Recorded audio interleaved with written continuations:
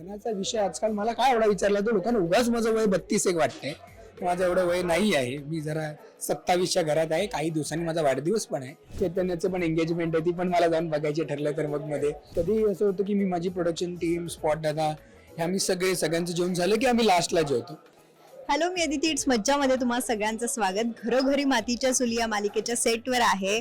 ऐश्वर्या आणि सारंग यांचा संगीत सोहळा सुरू आहे आणि या सेटवर सोहम आलेला आहे. सोहम, कसा आहे? एकदम मस्त. काय म्हणता तुम्ही? कसं वाटते तुम्हाला डान्स, सगळे डान्सेस आणि सगळी सजावट? अगदी मजेत आणि सगळं छान आहे. ओव्हरऑल लग्नाला आलाय, संगीत सोहळ्याला आलायस आणि तू सतर्कने इथे असतोस, सेटवर असतोस, याबद्दल काय सांगशील?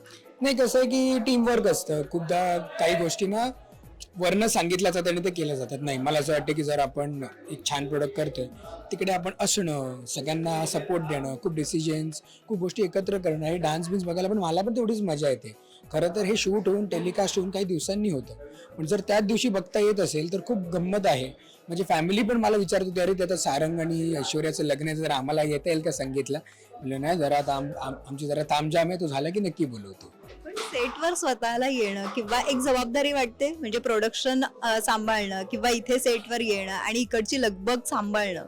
नाही, मला असं वाटतं की आपण जेव्हा एखादी टीम नियोजतो तेव्हा ना ते सगळे त्यांच्या इंडस्ट्रीतले बेस्ट लोक काम करणारी असतात.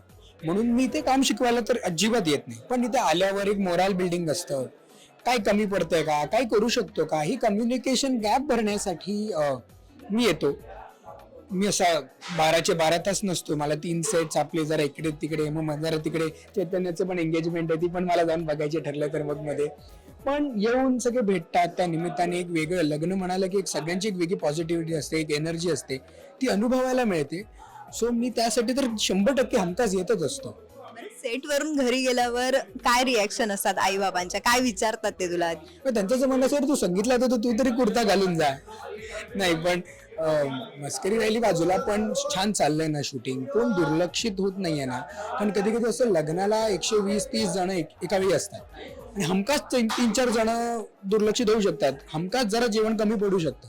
तर ह्या गोष्टींची जास्त आपण काळजी घेतो. शूट तर छान होतच असतं, पण शूटच्या व्यतिरिक्त आपण ज्या काही गोष्टी करतो, पाणी, जेवण, सगळ्यांना बसायला जागा, ह्या नीट होत असेल तर मग काय बाकी सगळं शूट छानच होतं. जेवणाचा विषय काढला म्हणून मी विचारते, तू जेवलायस का आधी ते सांग.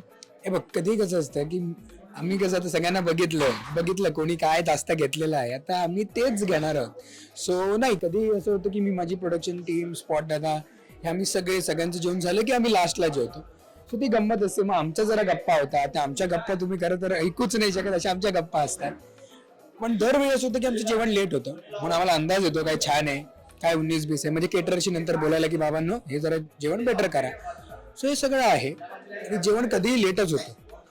बरं, सोशल मीडियावर तू खूप ऍक्टिव्ह असतोस. प्रश्न तुला विचारतात बरेच जण आणि प्रश्नांमध्ये एक असतं की सोहम लग्न कधी करणार आहे, कधी लग्न करणार आहे? आता कसं आहे की ते संगीत चाललंय, याचा तामझाम बघून माझ्या पोटात गोळा झालाय. लग्न तर सोडून द्या, तर त्यांचे कपडे, त्यापेक्षा लग्नाचं कसं, जेव्हा तो मला स्ट्रेस नसेल, एक दिवस असा येईल की आता मी लग्न केलं तर मला स्ट्रेस नाही येणार आहे सगळ्याचा, त्या दिवशी मी लग्न करेन. दुसरी गोष्ट अशी की लग्नाचा विषय आजकाल मला काय एवढा विचारला तो लोकांना उगाच माझं वय 32 एक वाटतंय. माझं एवढं वय नाही आहे. मी जरा 27च्या घरात आहे. काही दिवसांनी माझा वाढदिवस पण आहे, बट माझं एवढं वय नाहीये. माझ्या प्लीज लग्नाच्या मागे लागू नका. माझं सुख मे बी लोकांना बघवत नाही. सुख वगैरे सगळं बघवतंय, पण जोडीदार कशी हवी आहे तुला? बघा, मला जोड्याने न मारणारी हवी. कारण मी म्हणजे मस्करी बाजूला, पण ज्या इंडस्ट्रीत आम्ही कामं करतो ती 12 तासाची शिफ्ट असते. म्हणजे साधारण घरात वेळच देता कमी येतो.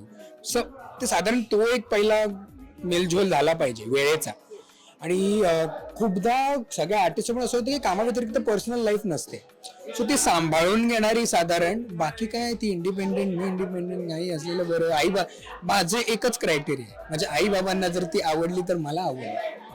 का गुणी मुलगा सगळ्यांना असावा? आणि एक शेवटचा प्रश्न, जर आता लग्न जर पुढच्या वर्षी किंवा 1-2 वर्षांनी तू करशीलच, पण इतका तामझामाने लग्न करायला आवडेल की कोर्ट मॅरेज करायला आवडेल?